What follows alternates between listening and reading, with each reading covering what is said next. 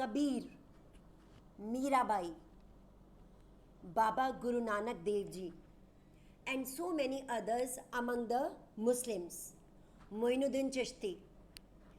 They all devoted their lives in the worship as well as bringing people of the different communities together to teach them a new path of worship that was totally simple, preaching the people the divine judgment, teaching the people about divinity, telling them that a simple worship which can give you a very delighted life, a very simple and a very delighted life, through the hymns, through the bhajans, through the mandalis, and through the different instruments that were used in their bhajans, in their kirtans. Among the Sufis, it was kawali, it was singing different rhymes, different hymns collectively, even roaming in different parts of the country to propagate people about the ideas of divine power, divinity, or worship. Hello students, yesterday we left the topic at two types of worship that was prevalent this time, that was Sagun and Nirgun. In most of the Bhakti and Sufism, Bhakti and Sufi tradition, we see the Nirgun Bhakti. All of them, you must have been very familiar with Kabir, who always talked of against idol worship, against image worship, and always told people to have God within themselves and to have a delighted life by searching God, by searching truth, by searching God. Even these saints of Bhakti and Sufism, they opposed even Buddhism and Jainism. Why? Because they didn't believe in the theory of rebirth as was suggested by Buddhism and Jainism. They believed not in the theory of Buddhism and Jainism, but in some other theories. We will discuss it when we will discuss the side of the Karnataka, the Lingayats. We will discuss that what new theory came up in which they did not believe in rebirth. They did not believe in the theory that were previously preached, and they were directly in favor of a simple worship. Then we come to our topic, further topics of the chapter, and we come to the north, where Rajputs were very, very strong. The Rajput clan, the Rajput kings were very strong. And as you have seen in the movie Padmavat, they respected Brahmins a lot. And Brahmanism was growing on, prevailing in the north. They had lots of respect for the Brahmins. And here, these preachers were in the form of the Naths, Jogis and Siddhas. And they had a simple meaning, they had a simple meaning of worship, simple meaning of religion. And they mostly worshipped the local gods and goddesses. The Naths, Jogis and Siddhas, they generally worship the local gods and goddesses, which we discussed yesterday, that there was a particular group of people who worshipped a particular section of the gods, which were which were supported by the kings and the rich people at that time. And there were a number of local gods also. So they worshipped the local gods. Then we come to a new arrival in India, that was the arrival of the Turks. Because Delhi Sultanate, it was established in India, and with the establishment of the Delhi Sultanate, we had another form of faith in India, and that was called Islam, that was preached by Prophet Muhammad. So Turks came to India. They came from different parts of the world, Kazakhstan, Persia, etc. And all these, these particularly the Turks, they were also attached with the term of the Shakas. And they questioned the authority of the caliphs, because the system of Khalifa, the system of caliph was going on at that time. And you know that caliphs had enormous powers. Caliphs were the religious as well as the political head of the Muslims at that time. Understand? So these Turks, they called them as materialistic and began to oppose the concept of the caliphate, began to oppose the concept of Khalifa, simply. And they asked the people to have again a delighted life through asceticism. Asceticism means leading a very simple life, the life of a sadhu, the life of a asceticism. So they preached them like this, and seeking salvation through the devotion. Seeking salvation through the devotion, and devotion too in a very simple way. Actually, when these Muslims, when they came to India, they had a connection with the people of India. Actually, there was no term like Hindu or Muslim in history from 8th to 18th century. It came up later. Correct? Readily there was, when Turks, when they told people of India about Islam, they found it very close to Hinduism, because in Islam there was a very simple preaching that was told to the people, that is observing fast during the sacred month of Ramzan, that is offering 5 times prayer in a day, then offering alms to the poor, then going to the pilgrimage once in your life.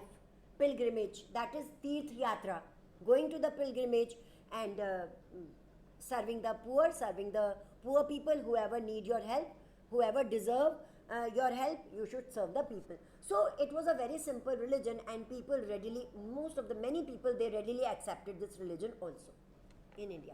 So it was going on.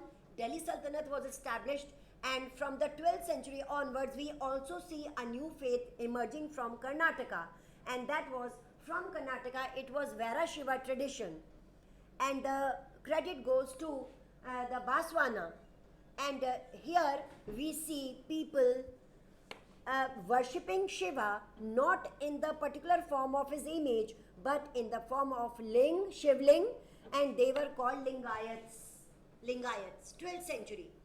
They wore a ling in a silver case on the left part, left shoulder of their hand, the left shoulder, and they were called Lingayats. And they opposed the authority of the Vedas. They opposed whatever was said in the Vedas about the widow remarriage. They favored widow remarriage. About the pupillary marriage of the children, that is, they were against child marriage also. So they became very, very popular in India. Correct? Then we are very pleased to know that when the Bhakti and the Sufi traditions were going on in India, women were included in it, because yesterday we discussed that women and the so-called lower caste people, they were not allowed to read or even touch Veda, but they were allowed to read or touch the Puran. And this brought a new culture, and that is, women were included in it. And we get through a very important name of a woman called Andal, and she wrote a number of compositions, and her compositions were sung widely, and Andal became very famous among all these traditions. Then we also get to Kariyakal Ammayar. She is also a woman follower of among the Nyanar. She was from the Alvars, Andal. She wrote composition for the Alvars, who worshipped Alvars. Yesterday we discussed they worshipped Vishnu, and Nyanas, they worshipped the Shiva. And this lady, Karaikal Ammayat, you have to learn all this, and this is 1 mark question for you. She belonged to the Nyanar group, and she also wrote a number of compositions in the worship. And these women, they also posed a challenge to the patriarchal system of society at that time. The patriarchal, that is the male domination, they also gave a challenge to it, and they wrote a number of compositions that became very, very famous in India and outside. So these were the simple traditions that were going on in India, and they opposed, I told you, they opposed Buddhism and Jainism because they didn't accept the theory of rebirth. And after a person died, they did not believe in the rituals also, because they believed that once, particularly the Lingayats, particularly the people who worship Shiva, they believe that when a person dies, when his life is over, then there is no rebirth as such, as it was believed in the previous Dharma Sutras, Dharma Shastras, Jain and Buddhist texts. It was not according to them. According to them, when a person dies, he or she is automatically mingled up with the Shiva. They are mixed up. They attain their last way of life, that is with the Shiva, and they mingled up with the Shiva. So instead of doing the rituals of the dead bodies, they simply buried them, and they didn't believe in the theory of rebirth. However, when Delhi Sultanate was established, when a new culture of Islam spread to India, there were also certain monuments, certain buildings that were constructed to propagate their ideas, to propagate the ideas of Islam, and they had a different type of architecture, and the main philosophy that was kept in mind while constructing these buildings, you can see in your NCRT, in this chapter, you can see the different architectural facts. The different monuments and buildings have been given, which are concerned with the Delhi Sultanate, which are concerned with the later on Mughal period, up to 18th century in India. Correct? So you can see all these, and there were different types of philosophies I was telling you. Like for example, during the prayer, when they were offering namaz, the face should be towards the Makkah. And there are carvings, there is a dome-like structure, there are minarets in their buildings, and with every building there is a beautiful garden. So a new type of architecture was contributed to India with the coming of Islam into the country. And there was spread of Islam, there was spread of Islamic teachings. This not only gave us the different verses of Quran, the Sufi tradition, the Sufi saints, they even sung the different verses of the Quran, and they particularly believed in the rules and regulations which are mentioned in the Sharia. Sharia, that is a compilation, that is a composition of the different rules and regulations for the Muslims. Correct? So this term also came up, and they also believed in ulema, who whatever fatwas were issued by them, by the ulemas, they believed in that also. So this was a new culture, and this was how Bhakti and Sufi tradition they went on in India. We will meet again tomorrow. Just go through these typical terms, because I already told you, just go through this, whatever I told you, the composition of Andal and Karyakal Amayar, or read all these things, and then they go through. There was another Tamil Veda about which I told you yesterday, that was Nalaira Divya Prabandhan. So this was known as the Tamil Veda. So these are all 1 mark questions for your board examination. Go through these. We will meet again tomorrow with a new energy and with new topics for you, some typical terms for you. Till then, a very good bye from me.